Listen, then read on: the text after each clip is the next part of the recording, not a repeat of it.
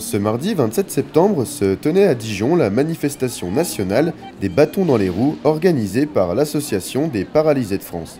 Un rassemblement pour dire non aux dérogations à l'accessibilité. Nous sommes là aujourd'hui pour faire signer à tous les Dijonnais, au maximum de Dijonnais, une pétition pour l'accessibilité.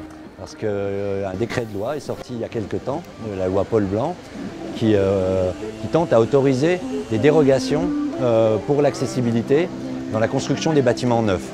Et donc il y a une loi en 2005 qui fait que tous les bâtiments neufs qui se construisent doivent être accessibles.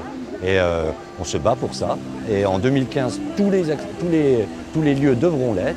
Alors si on commence déjà à accepter qu'une brèche s'ouvre comme ça ne sera pas bon pour les personnes handicapées et d'ailleurs pour aussi toute une catégorie d'autres personnes en difficulté.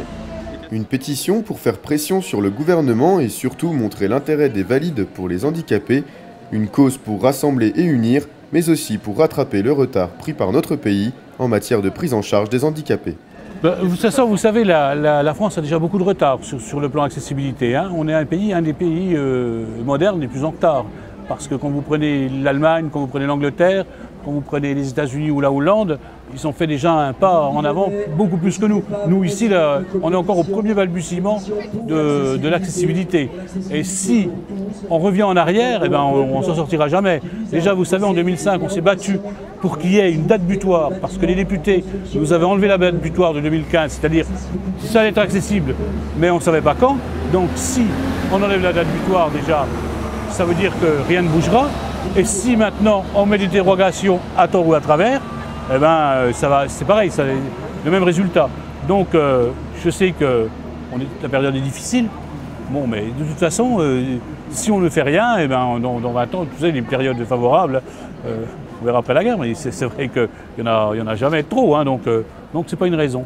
Donc nous, on veut que la ville soit accessible, on veut que les maisons soient accessibles, on veut que les logements soient accessibles, on veut que ce qu'on nous a accordé en 2005, ça soit appliqué. Alors que l'association attend 40 à 50 000 signatures, les bénévoles restent optimistes et confiants pour l'avenir. Un palier à franchir pour faire avancer la reconnaissance des Français handicapés.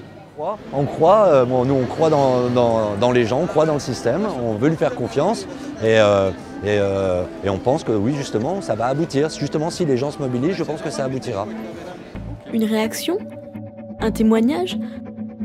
Commentez ce reportage sur dijonsanté.fr.